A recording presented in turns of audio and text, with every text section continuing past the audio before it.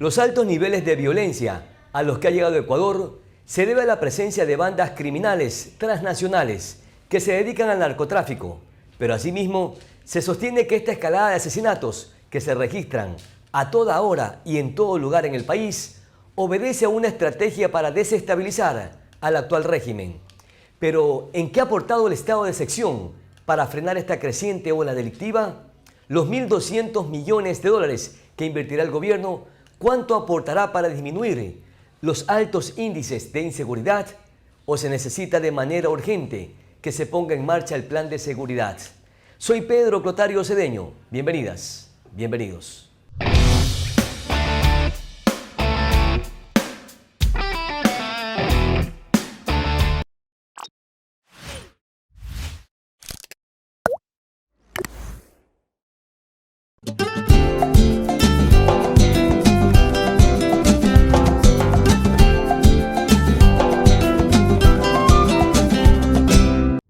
Eres ecuatoriano y vives en una tierra de oportunidades, donde siempre puedes crecer.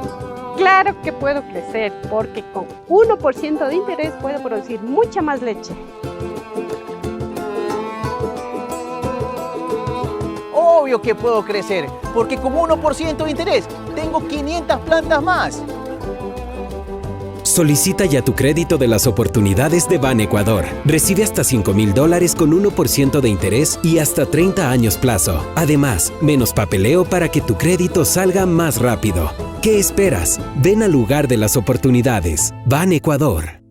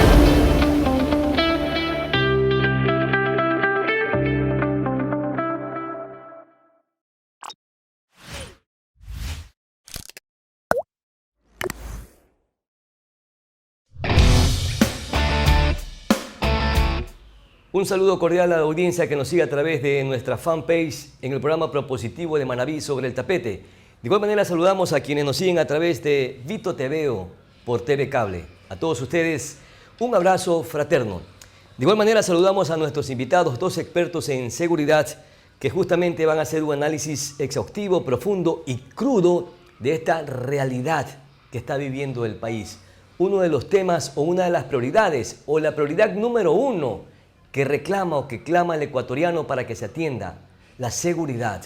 Muchísimas gracias, Hernán Moriano y General Luis Altamirano, muy gentiles por acompañarnos en el programa propositivo de Manaví. General Altamirano, me gustaría que nos dijera así, crudamente, en qué estado de violencia y de delincuencia se encuentra en estos minutos el Ecuador. Buenas noches y bienvenido. Buenas noches, Pedro. De igual forma, un saludo al doctor Hernán Moriano. En primer lugar, es importante el que podamos diferenciar los tipos de violencia que se puede presentar en una sociedad.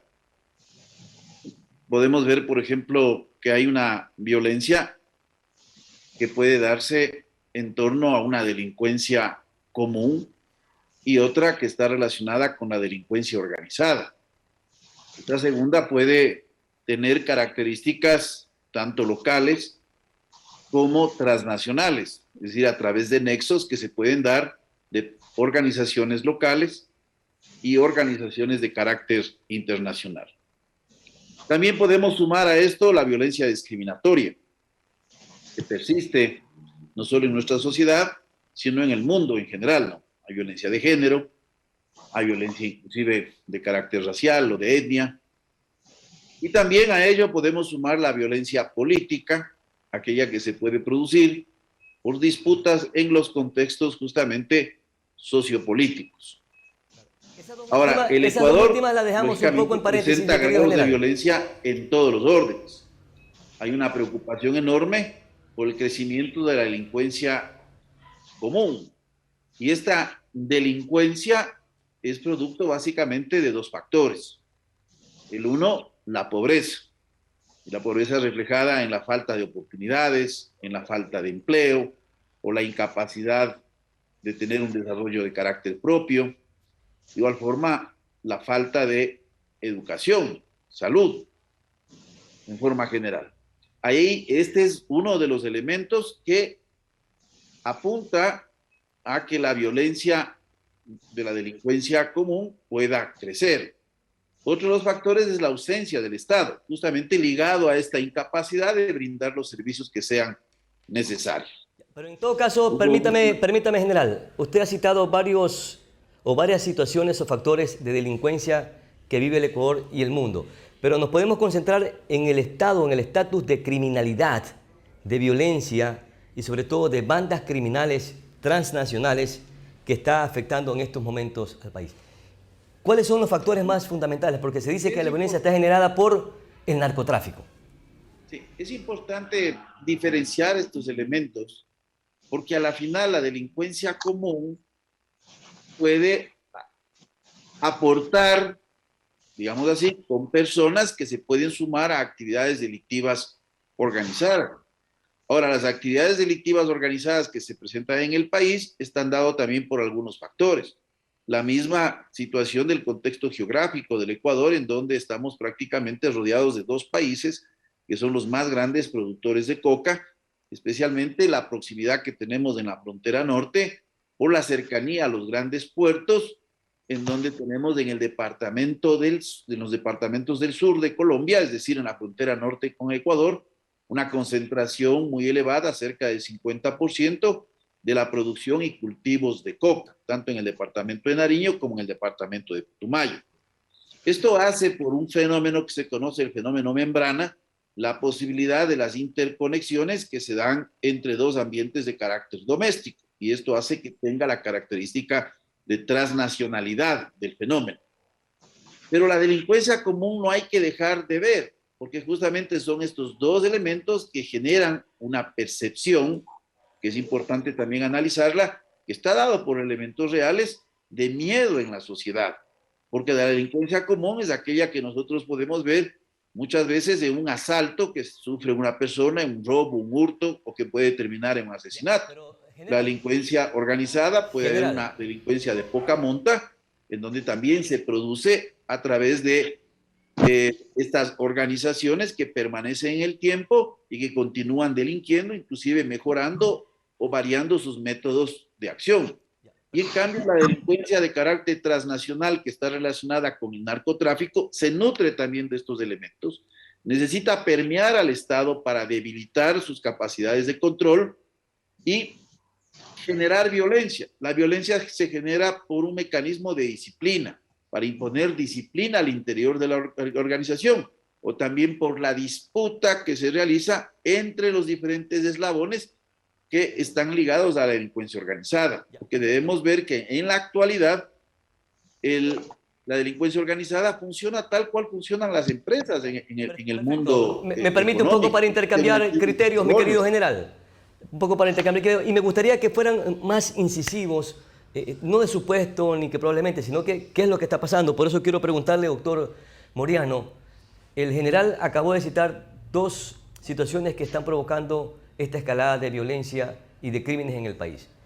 La delincuencia transnacional y la delincuencia común. Pero ¿cuál de las dos le está haciendo más daño al país que ha provocado que haya una creciente ola delictiva y criminal en el Ecuador?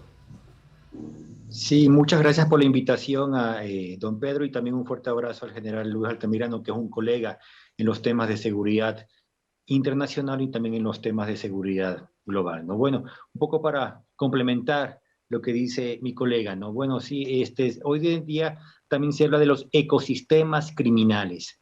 Cuando hablamos de ecosistemas criminales nos estamos refiriendo a espacios geográficos donde operan mafias transnacionales, ¿no? Ya sea a nivel fronterizo con Colombia, fronterizo con Perú, a nivel marítimo y también incluso en el interior del Ecuador en sí, ¿no?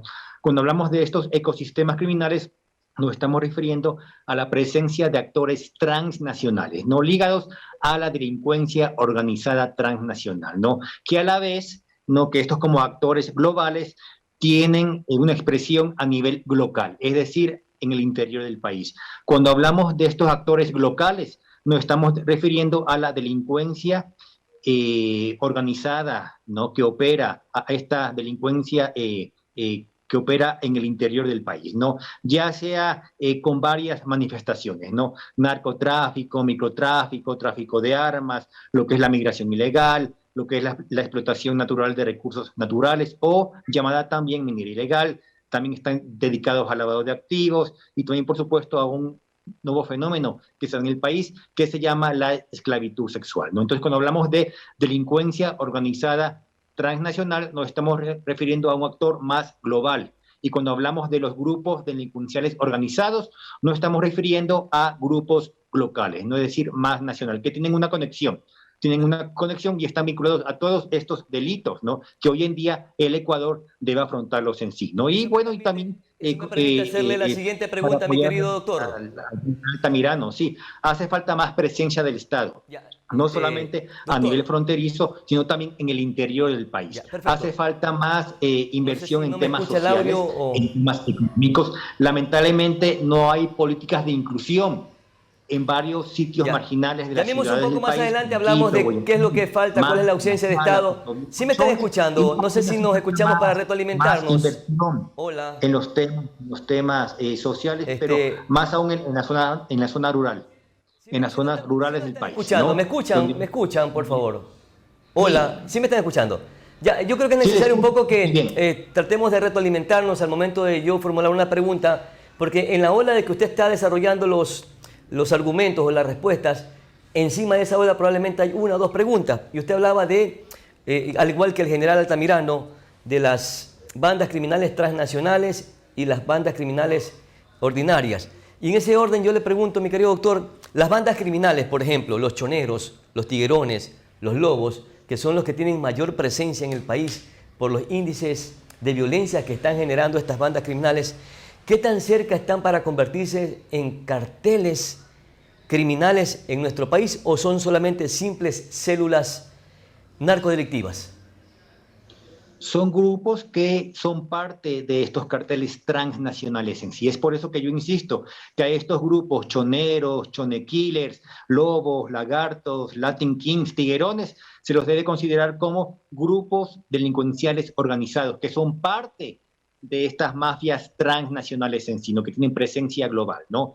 Que estamos hablando, por ejemplo, de la presencia de Jalisco, Nueva Generación, Sinaloa. ¿Por qué digo que son transnacionales? Porque estas mafias, estos carteles mexicanos, tienen presencia de carácter global, con varios negocios ilegales, ¿no? Hoy en día el principal negocio ya no es el narcotráfico. Hoy en día hay varios negocios ilegales, como está el tráfico de armas, migración ilegal, la minería ilegal, está el lavado de activos, está la esclavitud sexual, entre otros en sí. Entonces hay varias economías clandestinas de carácter global que también tienen presencia aquí en el Ecuador. Y lo que hacen estos grupos delincuenciales organizados, ¿no?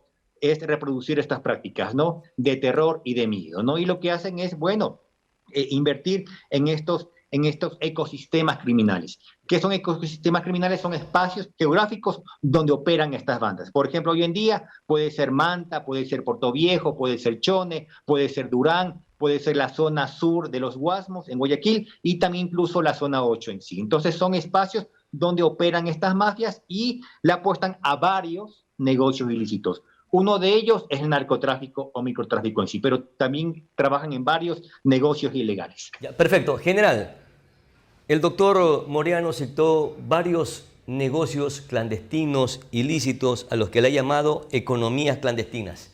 ¿Cuál es el que está más acentuado en el país y que está provocando estas olas de violencia? Bueno, lógicamente es el fenómeno del narcotráfico. Recordemos que en el país, hace pocos, el aumento del consumo interno ha sido importante. Y esto se debe también a un fenómeno, que es el incremento de la oferta debido a que se comenzó a pagar con droga las actividades que se realizaban de carácter local en esta cadena de producción, en este caso de lo que era el transporte, encalentamiento, hasta llegar a los sitios, llamemos entre comillas, de distribución, especialmente los sectores portuarios y los sectores, lógicamente, con acceso al mar territorial, en donde se utilizan muchos sumergibles y lanchas rápidas. De esta forma, al tener que pagar con droga, hay la necesidad de monetizar esta mercancía. Y ello pues generó el incremento de la oferta y también con ciertas prácticas para la generación de adicciones, especialmente en los jóvenes. Entonces este es un negocio que prácticamente alrededor del mismo pues giran otras expresiones de violencia y otras expresiones de legalidad.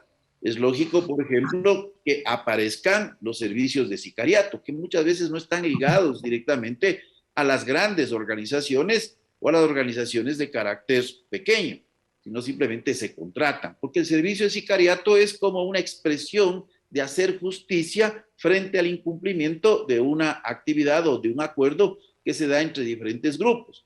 Hay que recordar que la operación que hoy tenemos no es de grandes carteles. Los grandes carteles ya no existen. Acabamos de ver con Otoniel el desmantelamiento de un cartel de cerca de 3.000 miembros en Colombia, por recientemente fue capturado y extraditado a Estados Unidos. Ahí vamos a tener un fenómeno de fragmentación. Lo que existen son grandes redes criminales y estas redes criminales tienen nodos. Los nodos permiten los contactos. Normalmente no existe violencia de quienes representan estos nodos y de esta forma también generan un sistema de protección para no poder encontrar, como antes se podía determinar, cuál es el gran responsable en una jerarquía que existe. Lo que existe es la presencia de quienes dan servicios y se establecen estas conexiones. General, No, ¿y hasta dónde? La violencia se da en los grupos que operan Ya. y en los grupos que también tienen que disputar espacios o disputan servicios. Ya, general, ¿y hasta dónde han llegado los tentáculos del narcotráfico y la criminalidad? ¿Hasta qué instancias o hasta qué estamentos? Mire, el fenómeno del crimen organizado transnacional y el fenómeno también de la corrupción, que tienen paralelismos, pero también son diferentes, pero pueden generar el uno sobre el otro influencias, lógicamente, en funcionarios públicos. No es que las organizaciones criminales buscan cooptar el Estado, no hay intenciones de carácter político. Lo que sí interesan es debilitar al Estado en la capacidad de ejercicio de control que tiene que realizar. Entonces, lógicamente, podemos decir, ha habido niveles de penetración.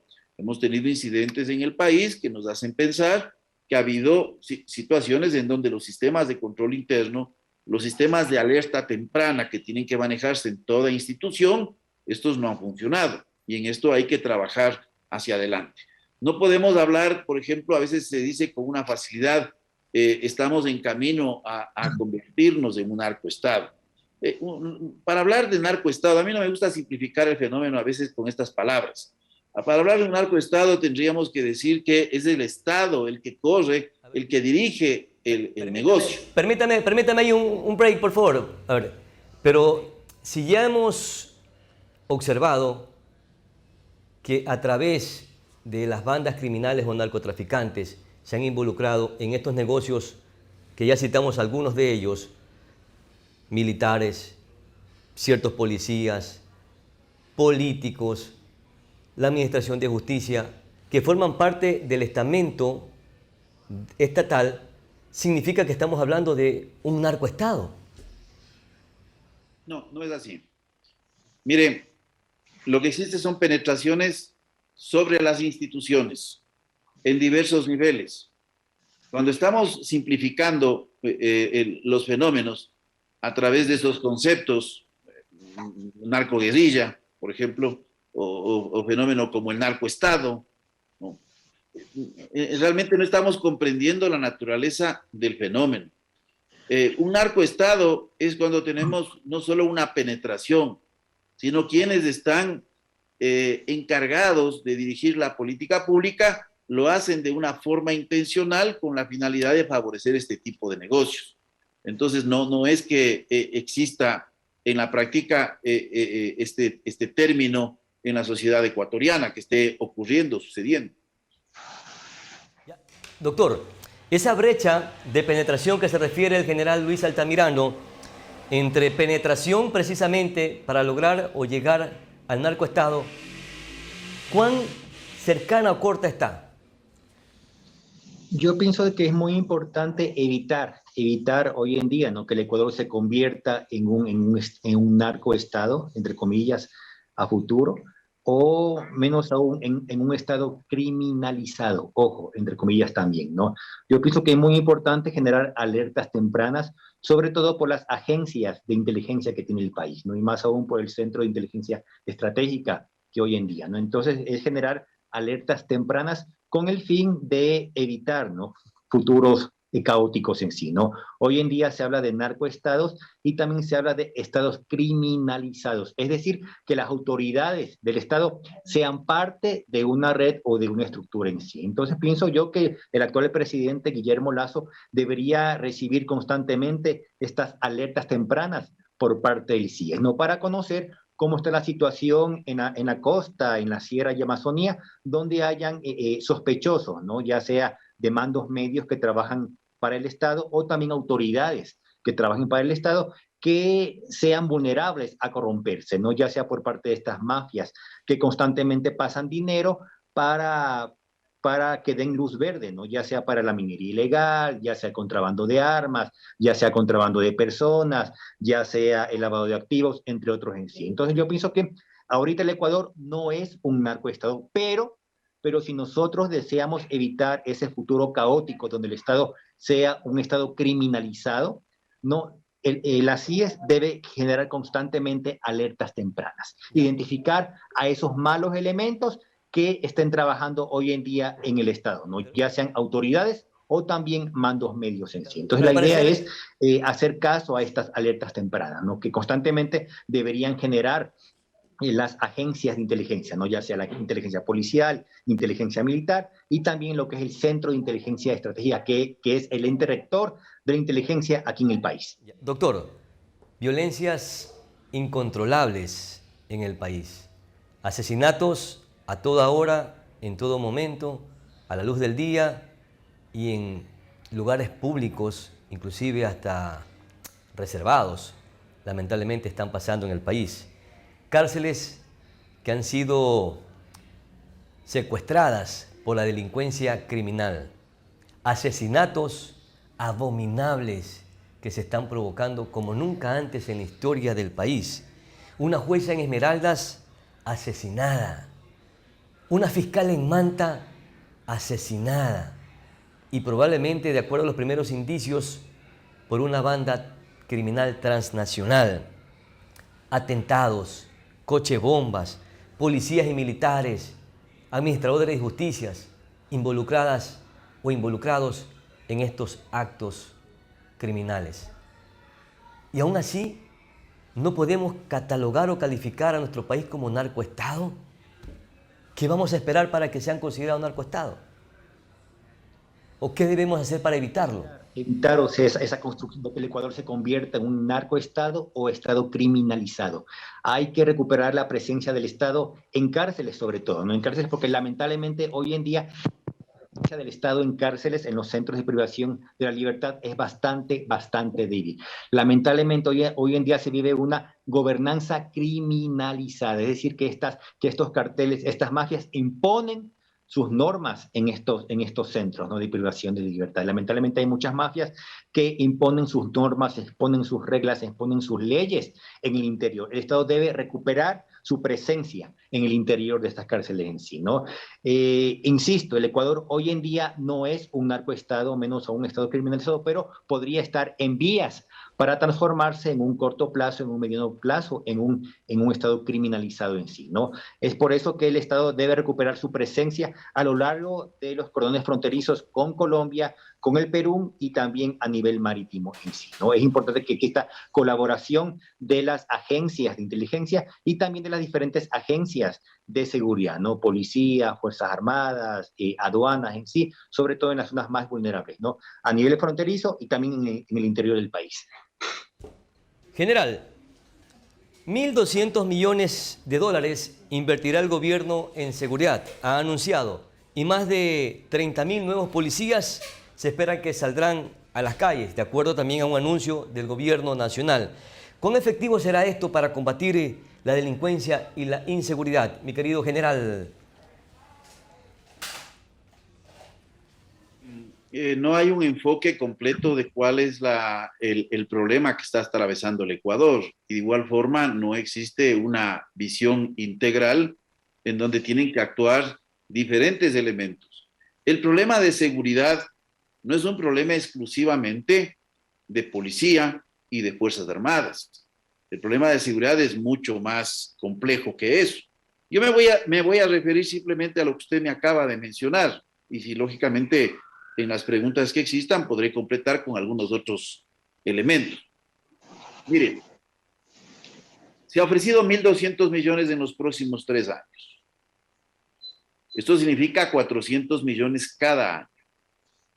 A la vez, se informa de que se va a incrementar el pie de fuerza de la Policía Nacional en un total de 30.000 efectivos adicionales.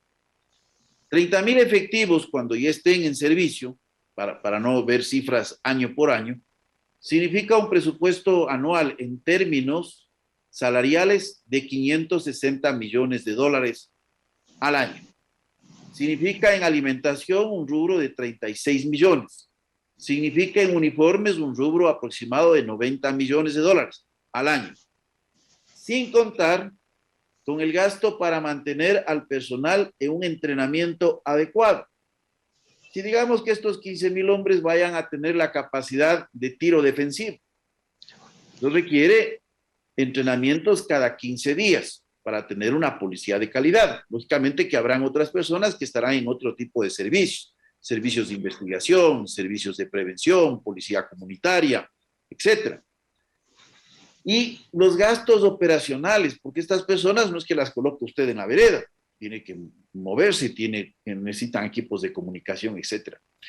Estamos hablando, sin las inversiones iniciales que tienen que realizarse, de un gasto de entonces que los 800 1.200 millones de dólares son insuficientes. Es que mire, y yo les pido una reflexión a todos.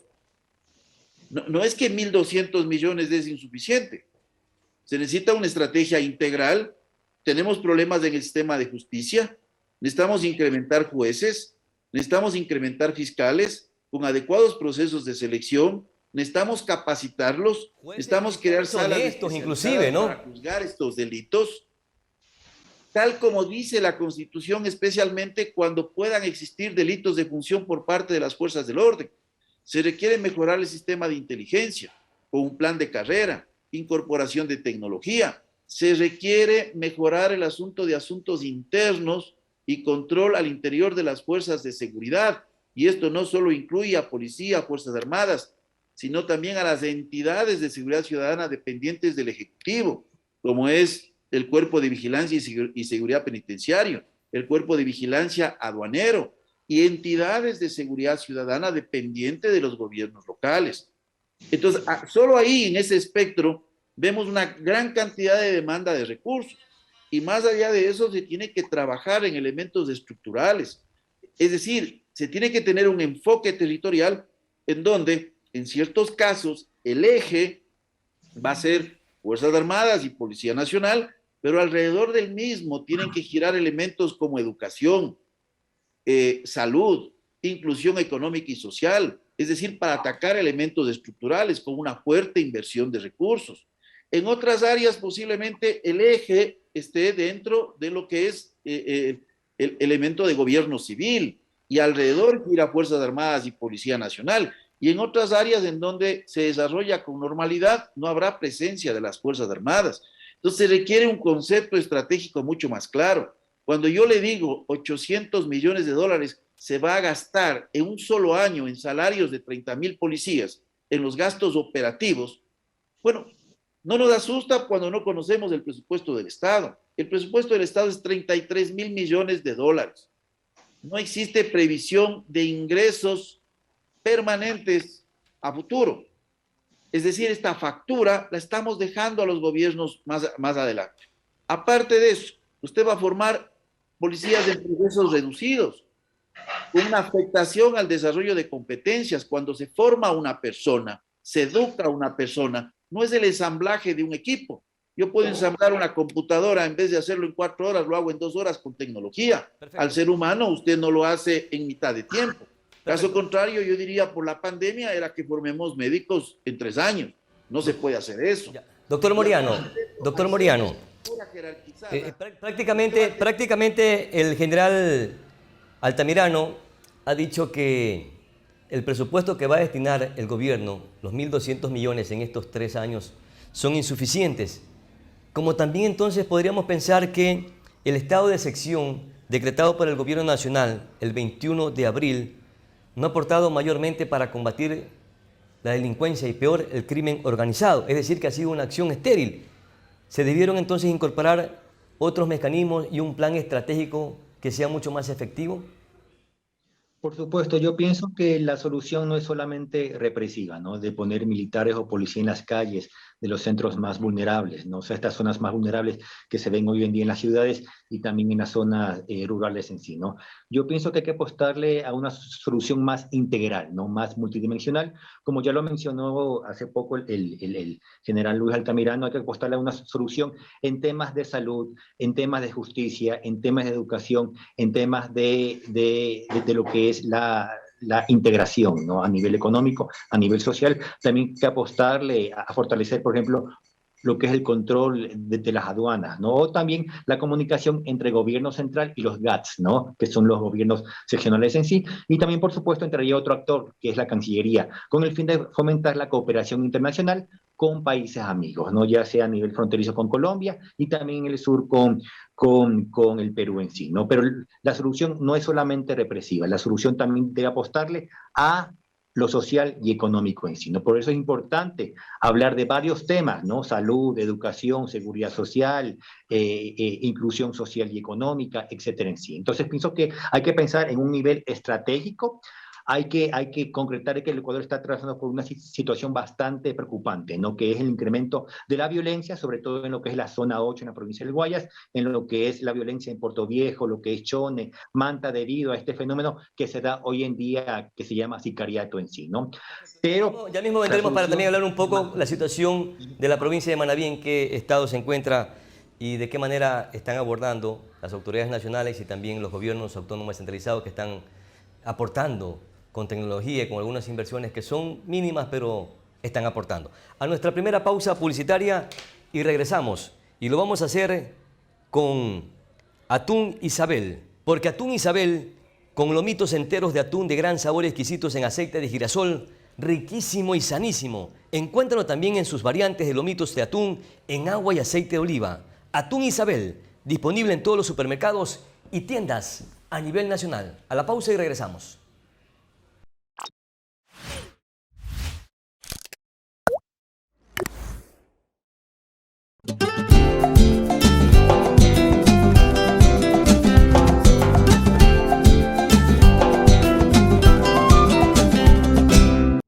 Eres ecuatoriano y vives en una tierra de oportunidades, donde siempre puedes crecer.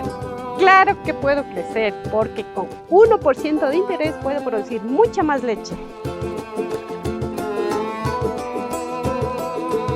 Obvio que puedo crecer, porque con 1% de interés tengo 500 plantas más.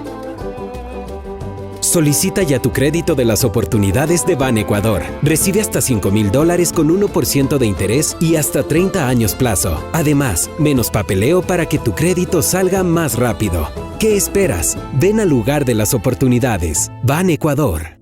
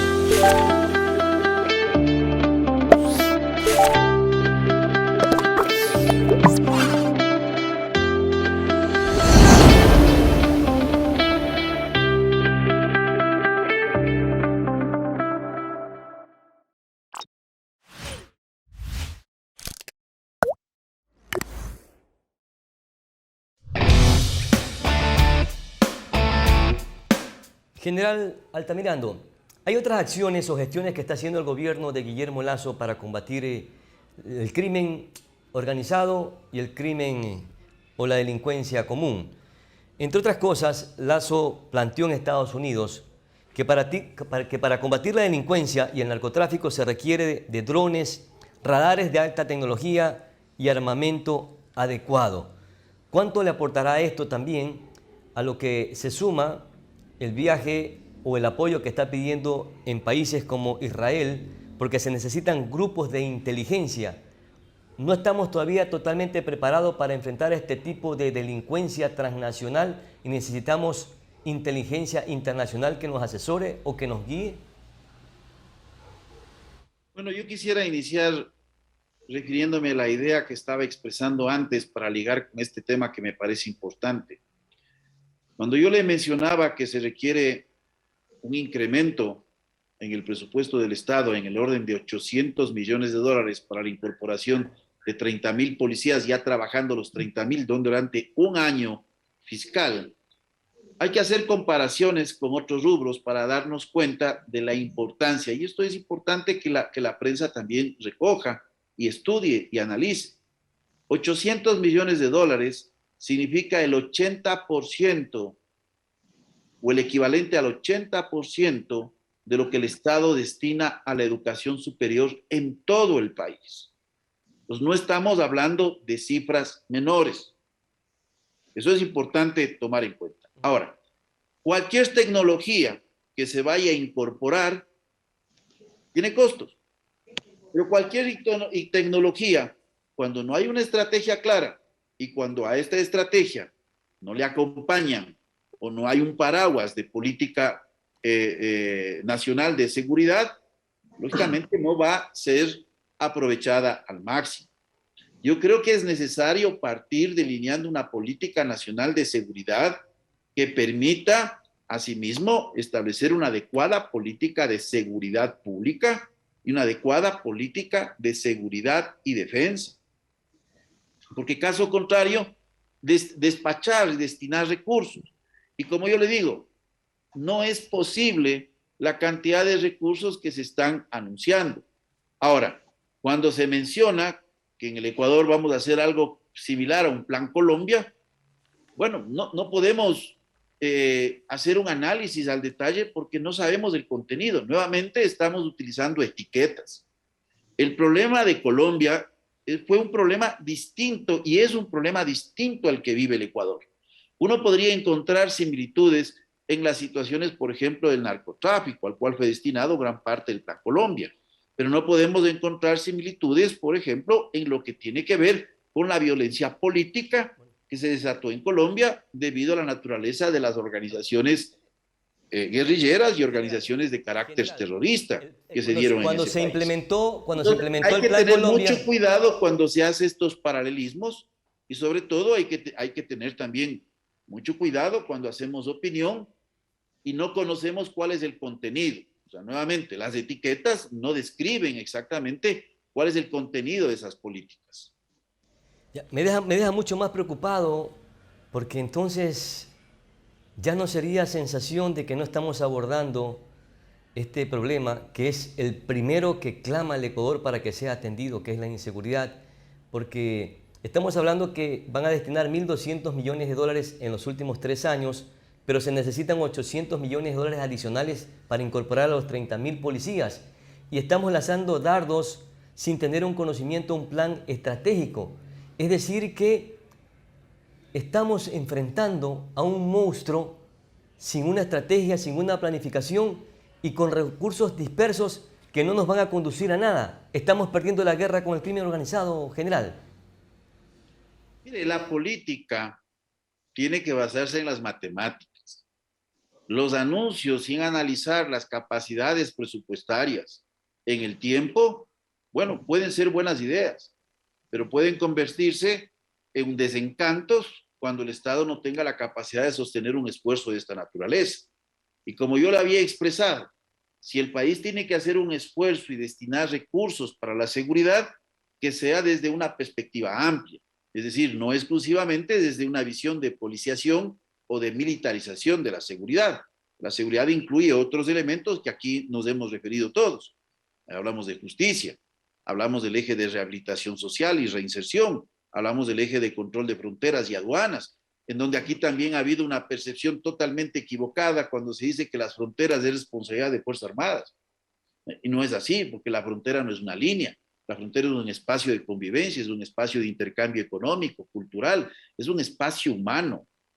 Y ahí tienen que concurrir todas las instancias que tiene el Estado.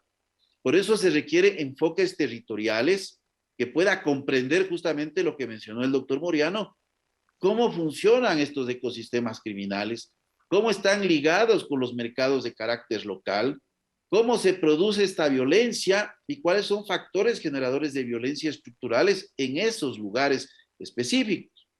Entonces, mire, le digo, sabiendo las limitaciones que tiene el Estado, y ahora que se hacen estos anuncios, quién sabe, buscando el apoyo internacional, hay que recordar que el Plan Colombia, si uno quiere hacer un análisis con base a este anuncio, que yo creo que no sería muy responsable, recordemos que el 56% estuvo orientado a un componente militar, el 11% de ese plan estuvo orientado a situaciones de interdicción.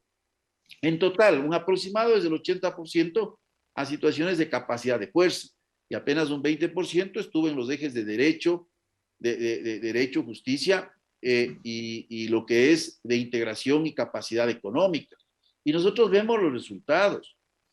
Colombia ha disminuido sus niveles de violencia, pero hoy tenemos, por ejemplo, en Colombia, niveles de violencia que son superiores al Ecuador. Estamos hablando de tasas de 24 homicidios cada 100.000 habitantes. Hoy el país está en el orden de 14 homicidios cada 100.000 habitantes. En el gobierno anterior iniciaron con 5.6 y terminaron con 10.4. Aquí hay una degradación de la situación de seguridad en el tiempo. Entonces, hay que analizar factores estructurales para que se tomen decisiones que sean inteligentes y que estén de acuerdo a las realidades económicas del país. Ya, doctor, eso es lo que les quiero mencionar. Doctor Moreano, lo que recojo del general Altamirano es que el Plan Colombia hizo un trabajo muy efectivo para reducir los niveles de violencia en el país hermano. Hay que hacer una intervención geopolítica en las fronteras de Perú y Colombia para combatir desde este escenario los niveles de violencia y de narcotráfico. Yo pienso que hace falta fortalecer lo que es la cooperación entre los sistemas de inteligencia, ¿no? Constantemente se reúnen la inteligencia militar, la inteligencia policial, también lo que es la inteligencia estratégica de Perú, de Colombia con Ecuador. La idea es intercambiar información, intercambiar informes de inteligencia con el fin de ir estudiando, ¿no? Lo que eso es la presencia de estas bandas delincuenciales transnacionales en sí. Otro punto importante que se debería hacer es realizar cartografías de la violencia, cartografías de la amenaza, que están ubicadas a nivel fronterizo con Colombia, con Perú y también a nivel interno. Es decir, conocer en qué sitios se dan la violencia y por qué, ya sea sicariato debido a narcotráfico, microtráfico, esclavitud sexual, migración ilegal, lavado de activos, minería ilegal, etcétera en sí, ¿no?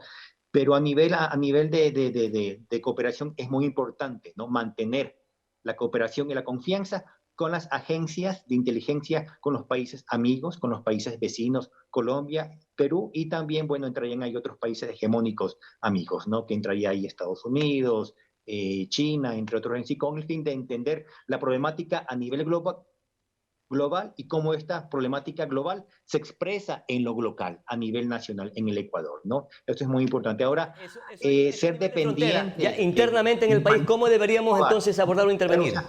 Países estratégicos que nos podrían apoyar en temas de inteligencia en sí, ¿no? Internamente, ¿cómo intervendríamos ya? Usted lo mencionó a nivel fronterizo, pero a nivel ya interno en nuestro país. ¿Cómo debemos estratégicamente abordar esta problemática?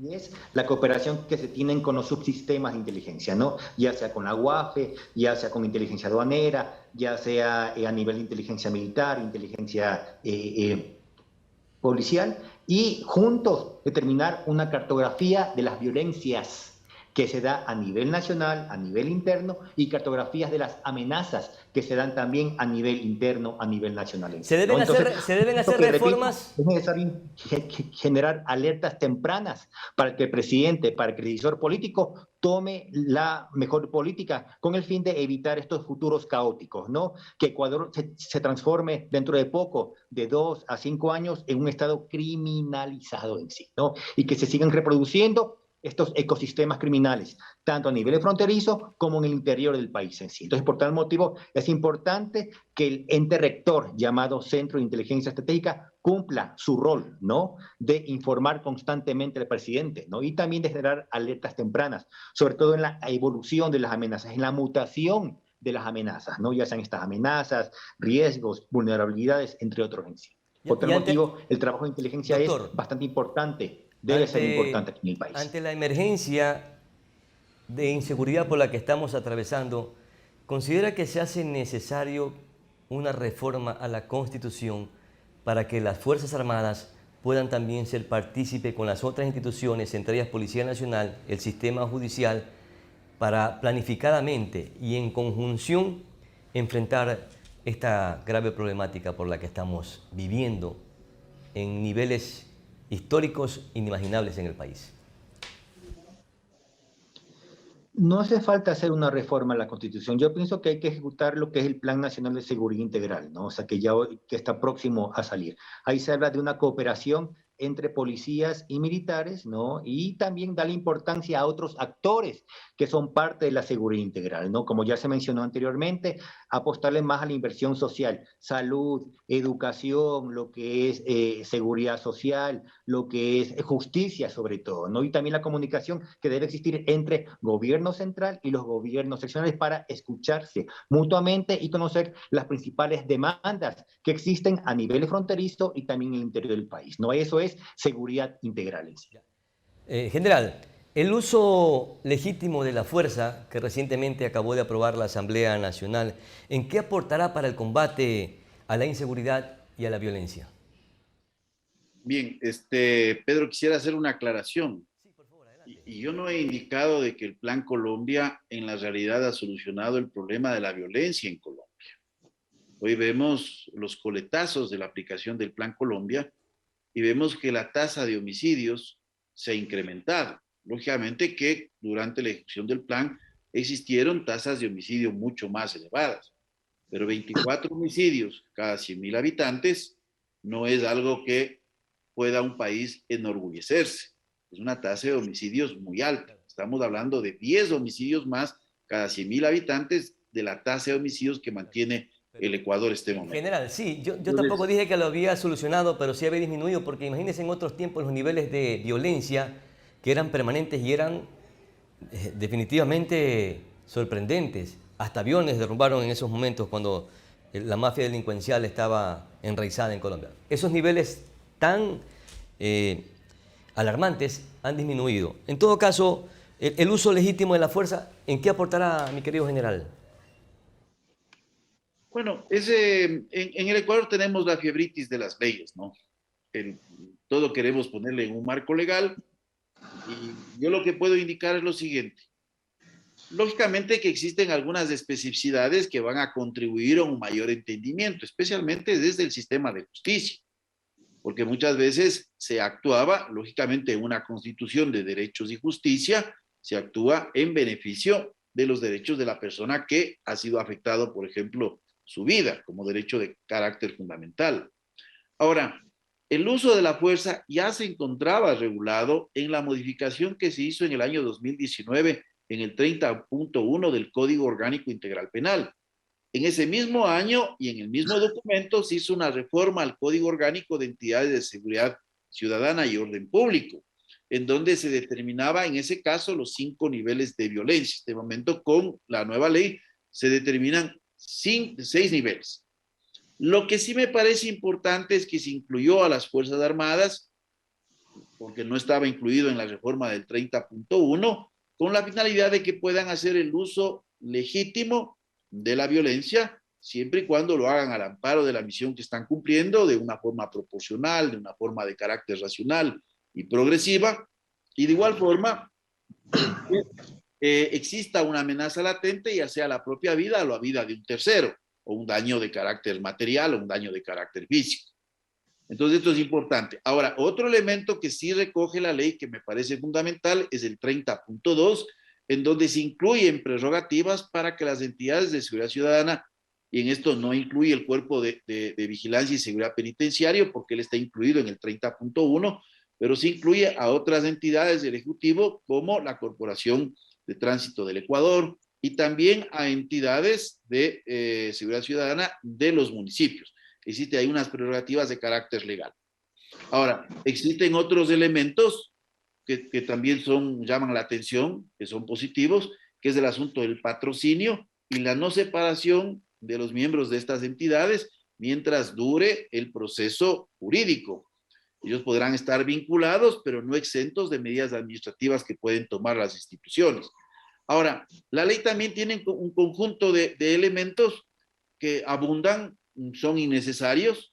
No es necesario colocar la obligatoriedad de dar capacitación, el asunto del control de las armas, del mantenimiento, situaciones del proveedor, porque mire, son deducidas. Es como decir que la Constitución establezca que las Fuerzas Armadas tienen que prepararse para la guerra, y yo no tengo que indicar entonces que debo capacitar al soldado para la guerra. Eso se deduce. Entonces existen una serie de elementos que prácticamente profundizan. Ya existía un marco legal. El problema también era la interpretación que se daba desde las fiscalías y el ejercicio por parte de los jueces. Aquí se requiere capacitación, pero sobre todo, por ejemplo, se requiere recursos para conformar las salas especializadas que determina la Constitución, para que jueces especializados puedan juzgar los potenciales delitos de función. Esto es tanto miembros de Fuerzas Armadas, miembros de la Policía Nacional y miembros de las entidades de seguridad ciudadana. Esto es fundamental.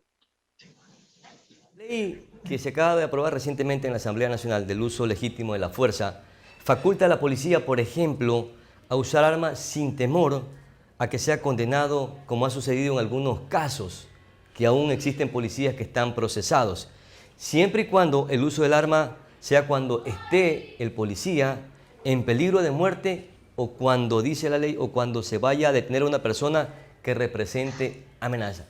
¿Cómo mira este aspecto de la ley? Mire, la ley hace referencia a algunos elementos de naturaleza internacional, ¿no? Ahí existen lo que se conocen como normas positivas o escritas, que es la Convención de los Derechos Humanos, por ejemplo, el Estatuto o la Convención contra la Tortura. Y también hace referencia a otras normas que se conocen como del derecho blando. Y una de ellas que se pone en los preliminares de la norma es el Código de Conducta de los funcionarios encargados de hacer cumplir la ley, y que posteriormente se expandió ya en 1979 con los principios básicos del uso de las armas de fuego. Parte de estos elementos están recogidos en este instrumento jurídico. Ahora, el uso progresivo de la fuerza no significa que se tenga que pasar de un nivel a otro de manera obligatoria. El uso progresivo de la fuerza se entiende frente a la actitud y frente a la posibilidad o potencialidad del daño que se pueda causar. Es decir, el primer nivel va desde la presencia física, el segundo nivel, la verbalización, el tercero es el control o técnicas de control, el otro nivel es el uso de técnicas defensivas no letales, se pasa a un quinto nivel que es el uso de la fuerza potencialmente letal, y el último nivel es el uso de la fuerza intencionalmente letal. No quiere decir que tengamos que seguir en este orden, de carácter dinámico, de acuerdo a la situación. Lo que sí hace esto es aclarar, porque yo le digo, existían normas y existen principios internacionales, pero lastimosamente es un problema también de capacitación. Vayamos cerrando la idea general para combinar con el doctor, por favor. Doctor Moriano, según la norma para el uso legítimo de la fuerza, establecidos en el artículo 16, son armas menos letales, armas de fuego con munición menos letal y armas de fuego con munición letal. ¿Con esto combatiremos la delincuencia o provocaremos más violencia?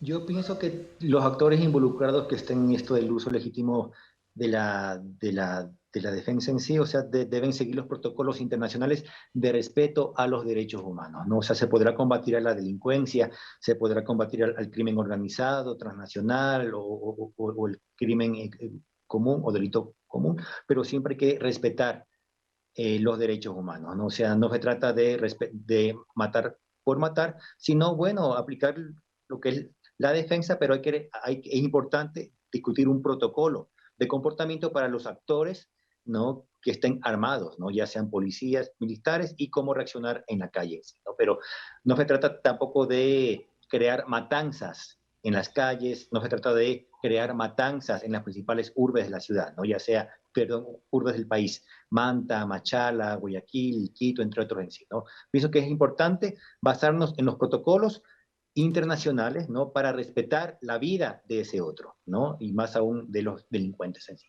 Ya. Doctor, la Agencia Nacional de Tránsito también hace pocos días aprobó que se prohíbe la circulación en moto de 2 personas, obviamente salvo excepciones. ¿Qué tanto esta medida reducirá las tasas de asesinatos con el uso o con la modalidad de moto vía o modalidad sicariato? Yo pienso de que esto se basa mucho en el miedo generalizado que se vive en el país, no miedo al sicariato, que esto es un fenómeno que se ve en varias ciudades del país, ¿no? Y sobre todo en la zona 8 de Guayaquil, lo que es Durán, lo que es en el sur de Guayaquil, en los Guasmos, ¿no? En la playita en sí, ¿no? Entonces yo pienso que esto es una respuesta que se da a este miedo, a esta psicosis que se ve hoy en día, ¿no? Debido a esta violencia extrema en sí, ¿no? Sí, o sea, pienso que va a haber más control por parte de policías, por parte de los municipales en sí, sobre todo en Quito, Guayaquil, en lo que es Manta, Puerto Viejo, Chone y otros sitios del país en sí, ¿no? Pero pienso que la solución no va por ahí. Hace falta más inversión social por parte del Estado. Hace falta más una comunicación entre Estado central, gobierno central, con los diferentes gobiernos seccionales, ¿no? Para escuchar las diferentes demandas que existen, ¿no? A nivel social, a nivel económico, lamentablemente hoy en día hay mucho desempleo, hay mucho subempleo y eso hace que mucha gente no vea como una buena opción o se vea obligada a estar delinquiendo o a estar en negocios o economías clandestinas en sí, ¿no? Ya sea microtráfico, tráfico de armas, esclavitud sexual, minería ilegal, etcétera en sí. Entonces hace falta más inversión. Y también dan importancia a lo que es el Ministerio de Inclusión Económica y Social, ¿no? Ese ministerio es bastante importante para escuchar las demandas que tienen los diferentes municipios, ¿no? A nivel nacional, ¿no? Y dar solución a estos problemas, ¿no? De delincuencia, el crimen, desempleo, subempleo, esclavitud sexual, etcétera en sí. Ya, perfecto. General Altamirano, en lo que va de este año, y este dato lo tengo o lo recogí de una nota que publicó Diario El Comercio, se dice que en lo que va de este año se han cometido casi 300 asesinatos bajo la modalidad de 2 personas en moto. Súmele a eso también los robos que existen a diario precisamente con la utilización de moto.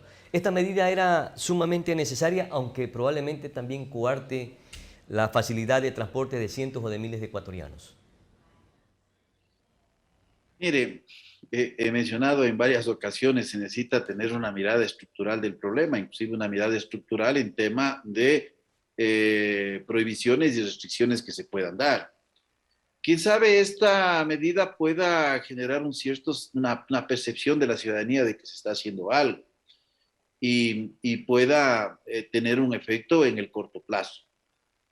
Las actividades criminales de carácter organizado, sean estas como por ejemplo los servicios de sicariato, tienen la capacidad de adaptarse, mutar, cambiar frente a las restricciones y prohibiciones.